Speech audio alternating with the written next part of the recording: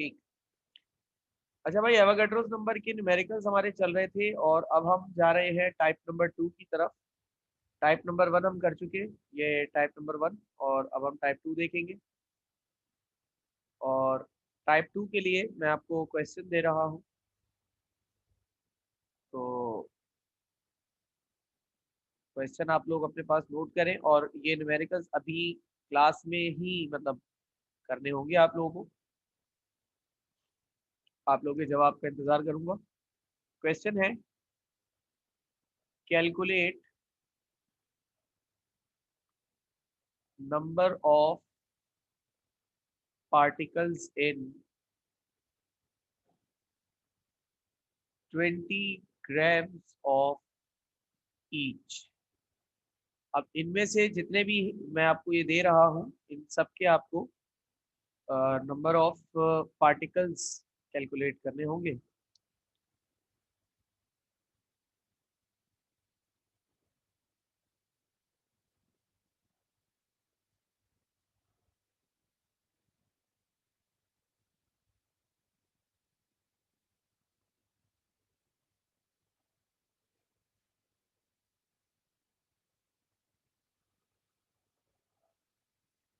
ये सवालात है बेटा, जिनको आपको अभी के अभी सॉल्व करना होगा, ठीक है।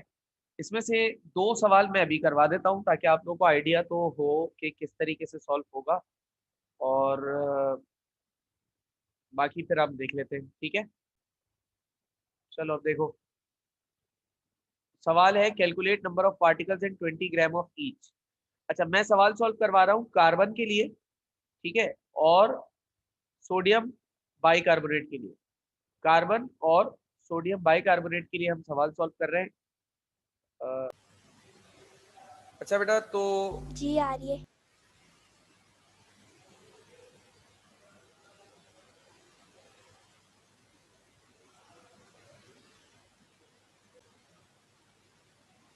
अच्छा बेटा, तो अभी हमने लास्ट क्लास में एवोगाड्रोस नंबर के टाइप 1 के न्यूमेरिकल्स कर लिए थे, ये रहे। अब हम टाइप 2 की तरफ जा रहे हैं, और टाइप 2 में ये जो दूसरा वाला फॉर्मूला है ना, number of particles is equal to Avogadro's number multiply by given mass upon atomic या फॉर्मूला मास, हम इस फॉर्मूला को यूटिलाइज करेंगे टाइप 2 के न्यूमेरिकल्स को सॉल्व करने के लिए। अब देखो, टाइप 2 के न्यूमेरिकल्स के लिए सवाल मैंने दिया हुआ है, calculate number of particles in 20 gram of each. ये जितने भी हैं पार्ट्स, इन सब में 20 ग्राम मास लेकर आपको सॉल्व करना है। तो सबसे पहला जो पार्ट मैं सॉल्व कर रहा हूँ वो मैं कार्बन के लिए सॉल्व कर रहा हूँ, ठीक है ना। तो दो पार्ट्स में सॉल्व करूंगा ताकि आपको, और आमने सामने करूंगा ताकि आपको समझ में आए कि करना किस तरीके से है। अब सवाल में हमसे कह रहे हैं कैलकुलेट नंबर ऑफ पार्टिकल्स, तो मालूम क्या करना है भाई, इसमें नंबर ऑफ पार्टिकल्स मालूम करने हैं, लेकिन हम पार्टिकल्स का लफ्ज नहीं लिखते, हम तो एटम या मॉलिक्यूल लिखते हैं, पार्टिकल्स का लफ्ज तो नहीं लिखते। तो पार्टिकल्स को मिटा देते हैं। अब देखते हैं कि यहाँ पर एटम आना चाहिए या मॉलिक्यूल। तो मैंने पिछली क्लास में भी आप लोगों को बताया था कि अगर एलिमेंट होगा तो यहाँ पर आएगा नंबर ऑफ एटम, और अगर कंपाउंड होगा तो आएगा नंबर ऑफ मॉलिक्यूल। सर हम पहचानेंगे कैसे? बेटा बहुत आसान है, अगर सिर्फ और सिर्फ एक कैपिटल लेटर नजर आ रहा है फॉर्मूला में तो वो एलिमेंट होगा, कंपाउंड नहीं हो सकता। और अगर एक से ज्यादा कैपिटल लेटर नजर आ रहे हैं फॉर्मूला में तो इसका मतलब वो कंपाउंड होगा, वो एलिमेंट नहीं हो सकता। तो यहाँ पर सिर्फ एक ही कैपिटल लेटर है फॉर्मूला में, ठीक है ना। तो number of atoms is equal to question mark, हमें मालूम करना है। अच्छा, मास दिया हुआ है इस सवाल में, गिवन मास कितना है इस सवाल में, गिवन मास देखो, calculate number of particles in 20 gram of each, 20 ग्राम मास दिया हुआ है, ठीक है।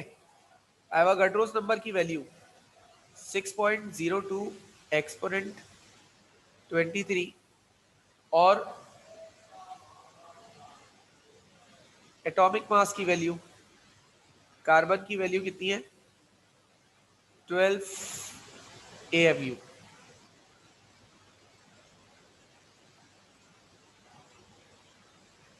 सॉल्यूशन करें। सॉल्यूशन में सबसे पहला जो फॉर्मूला है, मतलब सबसे पहले फॉर्मूला लिखना है, number of atoms is equal to given mass upon अच्छा, अब जरा फॉर्मूला पे जाते हैं जो मैंने यहाँ लिखवाया था। यहाँ पे देखो मैंने फॉर्मूला क्या लिखवाया था, given mass upon atomic mass या फिर फॉर्मूला मास, दोनों में से कोई एक इस्तेमाल होगा, दोनों इस्तेमाल नहीं होते एक न्यूमेरिकल में, ठीक है। तो यहाँ पर भी हमें कोई एक ही लिखना पड़ेगा, तो क्योंकि यहाँ पर नंबर ऑफ एटम कैलकुलेट कर रहे हैं तो एटॉमिक मास आएगा। अच्छा, पेपर में एटॉमिक मास आपको दिया हुआ होगा बेटा, ठीक है, पेपर में ये एटॉमिक मास आपको दिया हुआ होगा, इसको याद करने की जरूरत नहीं है। गिवन मास की वैल्यू कितनी होती है बेटा, 20। अच्छा सॉरी, मैंने फॉर्मूला पूरा नहीं लिखा, और यहां पर आ जाएगा मल्टीप्लाई बाय एन ए मतलब एवोगाड्रोस नंबर। अब गिवन मास कितना है 20, एटॉमिक मास कितना है बेटा 12, मल्टीप्लाई बाय 6.02 एक्सपोनेंट 23, ठीक है।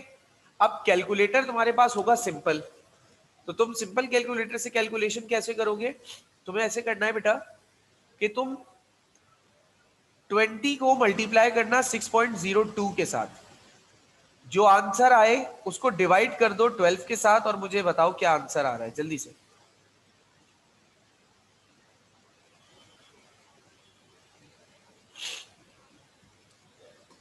आंसर बताओ बेटा, बताओ बेटा आंसर क्या आ रहा है। सर 10.03 आया है आंसर। 10.03 10.03 आ गया, और ये जो एक्सपोनेंट 23 है ना बेटा, इसको सवाल, इसको जवाब में ऐसे ही लिख दो, इसके साथ कुछ नहीं करना, एक्सपोनेंट 23, ठीक है। ये आपका फाइनल आंसर आ गया इस न्यूमेरिकल का।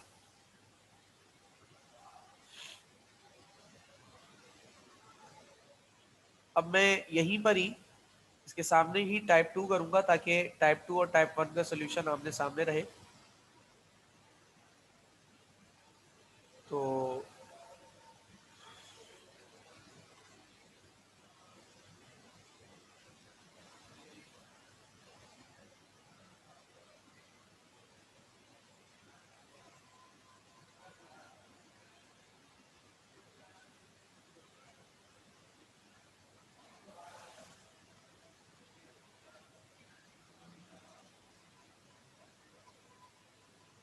ठीक है बेटा। अच्छा, अब मैं ये आखिरी वाला जो है ना NaHCO3 ये करा रहा हूँ, ठीक है। तो NaHCO3 देखो किस तरीके से होगा। सवाल इसके लिए भी वही है, calculate number of particles in 20 gram of each. देखो नंबर ऑफ पार्टिकल तो लिखते नहीं है डाटा में, हम तो नंबर ऑफ एटम या मॉलिक्यूल लिखते हैं। अब यहाँ पर क्या आना चाहिए, यहाँ पर आना चाहिए मॉलिक्यूल। क्यों मॉलिक्यूल क्यों आएगा सर, क्योंकि बेटा ये कंपाउंड है। कैसे पहचाना, एक से ज्यादा कैपिटल लेटर है, एच भी कैपिटल, एन भी कैपिटल, सी भी कैपिटल, ओ भी कैपिटल, सब कैपिटल है, सिर्फ स्मॉल जो लेटर है वो एक ही है और वो ए है। तो एक से ज्यादा कैपिटल लेटर होंगे तो कंपाउंड होगा, याद रखना, ठीक है। अब सवाल में गिवन मास कितना है, सवाल में गिवन मास है बेटा 20 grams,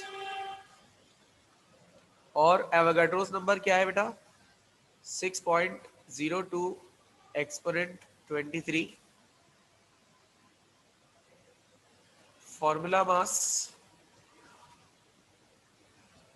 is equal to NaHCO3। अब फॉर्मूला मास कैलकुलेट कर लेंगे हम, कैसे, देखो सोडियम के एक एटम का मास होता है 23, अगले एटम पे जाना है बीच में प्लस लगाना है। हाइड्रोजन के एक एटम का मास 1, अगले एटम पे जाना है बीच में प्लस लगाना है। कार्बन के एक एटम का मास 12, अगले एटम पे जाना है बीच में प्लस लगाना है। ऑक्सीजन के एक एटम का मास 16 होता है, यहाँ 3 एटम्स है तो 48 हो जाएगा। सबको प्लस कर लो, आंसर बताओ क्या आ जाएगा, 84 AMU। यही आ रहा है बेटा,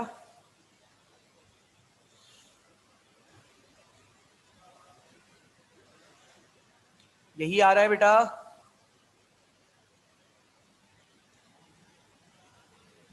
जी। ठीक है, अब फॉर्मूला लगाइए, number of molecules is equal to Avogadro's number multiply bye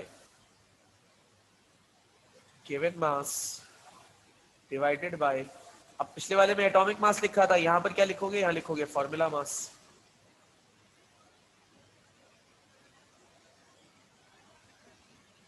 Avogadro's number क्या है 6.02 एक्सपोनेंट 23। गिवन मास क्या है, गिवन मास है 20, फॉर्मूला मास क्या है बेटा 84।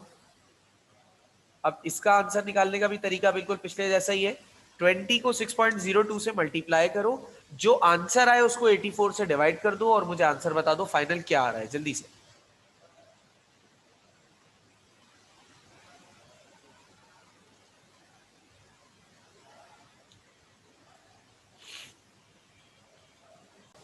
कितना आ रहा है 1.43 1.43 1.43 और एक्सपोनेंट 23 जो है ना,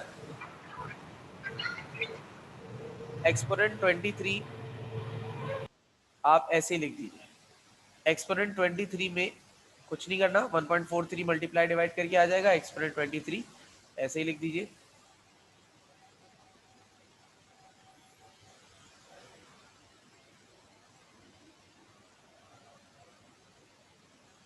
ये आ गया आपके पास फाइनल आंसर। ठीक है बेटा, समझ में आया किस तरीके से होगा। अब ये एक काम करो, इस सवाल का जरा स्क्रीनशॉट लो और अपनी कॉपी के ऊपर लिख लो पार्ट्स वगैरह सारे, जल्दी करो।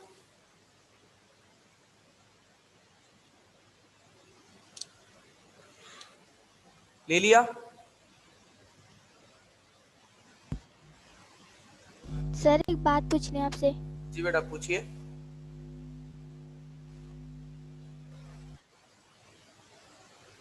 सर नीचे जो आपने सेकंड वाला करवाया NaHCO में, उसमें फॉर्मूला मास क्यों लिखा है हमने?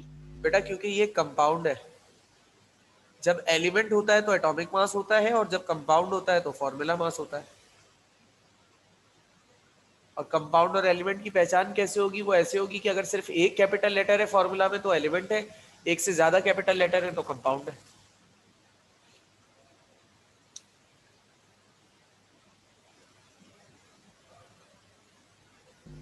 जी ठीक है। अच्छा अब एक काम करो, ये सवाल का जरा स्क्रीनशॉट लो। जो एटॉमिक मासेस आपको चाहिए होंगे ना सवालों को सॉल्व करने के लिए, वो सारे यहाँ मैंने लिख दिए रेड मार्कर से। तो आप इसको पहले इसका स्क्रीनशॉट लीजिए। ले लिया?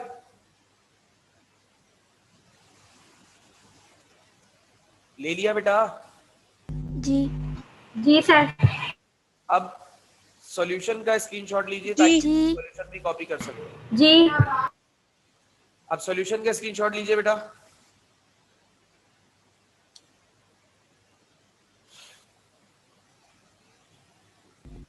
ले लिया। ले लिया सॉल्यूशन का भी स्क्रीनशॉट, वेरी गुड। तो अब आप लोगों ने करना ये है कि पहले अपने कॉपी में सवाल उतारिए, तमीज से साफ सुथरा सारे पार्ट्स लिखिए, एटॉमिक मासेस लिखिए, फिर ये दोनों जो मैंने सॉल्व करवाए इनको लिखिए। उसके बाद जो अगले सवाल आते हैं वो सारे आप खुद करें और इमेजेस भेजते जाएं मुझे। मैं